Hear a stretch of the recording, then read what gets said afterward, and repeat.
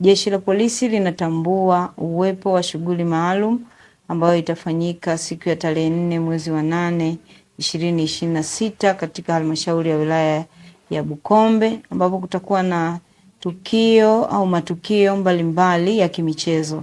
Kwanza, uzinduzi wa siku ya wananchi pamoja na utambulisho wa wachezaji wa timu ya Yanga pamoja na kuonyesha onyesho la kufanya mazoezi kwa timu ya Yanga. Lakini sambamba na hilo, timu ya Geita Goldmine ya Geita na yenyewe pia itatambulisha wachezaji wake. Na baada ya tukio hilo kutakuwa na mechi ya kirafiki kati ya Geita Gold FC pamoja na Pamba Jiji FC. Jeshi la Polisi kwa kushirikiana na kamati ya ulinzi na usalama tumechukua juhudi maalum kuhakikisha kwamba hali ya ulinzi na usalama unaimarika kwenye eneo hilo.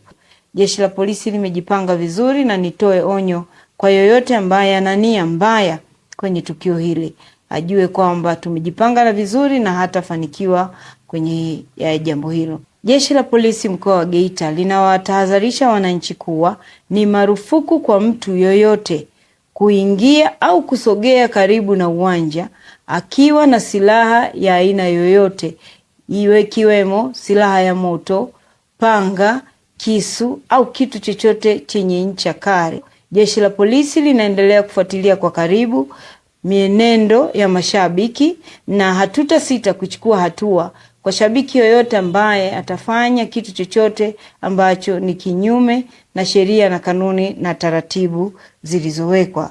Sambamba na hilo, Jeshi la Polisi linatoa wito kwa wananchi, mashabiki na wapenzi wote wa michezo nchini kushirikiana na Jeshi la Polisi pamoja na vyombo vingine vya ulinzi na usalama kwa kuzingatia tahadhari na maelekezo yote ambayo tunaendelea kuyatoa mara kwa mara kabla, wakati na baada ya tukio hili kubwa, ili kuhakikisha kwamba tukio hili linapita kwa amani, utulivu na usalama.